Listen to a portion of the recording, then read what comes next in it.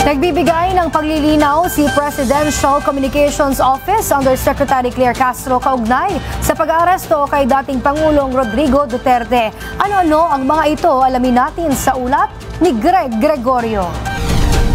Pagtupad lamang sa batas ang ginawang pag-aresto kay dating Pangulong Rodrigo Duterte sa International Criminal Court sa pamamagitan ng Interpol.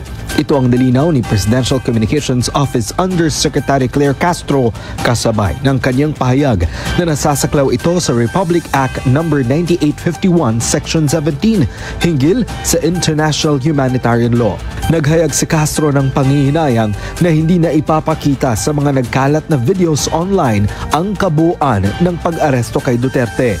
Anya, hindi kumpleto ang paglalahad sa video para sana malaman ng publiko ang totoong pangyayari. Napanood po natin yung umpisa, including po yung video na may mga sound effects pa na para talagang maladrama ang dating. At nais lang po na sana yung gumawa po sana ng video ay hindi po na-cut or na-splice. Napakita rin po sana kung paano naharas ang kapulisan habang isinasagwa po, no?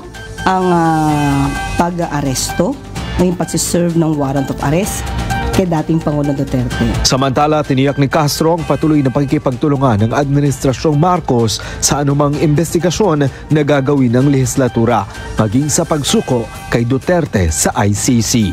So yung mga dating nagagawa noon, panahon, na hindi pinapapunta ang mga cabinet members pag pinapatawag sa Senado, hindi po yan gagawin ng Pangulo. Para lamang po tayo sa katotohanan at maipakita kung ano ba ang ginawa natin ng naaayon sa batas. Para sa totoong balita sa Bagong Pilipinas, Greg Gregorio, Conkers News.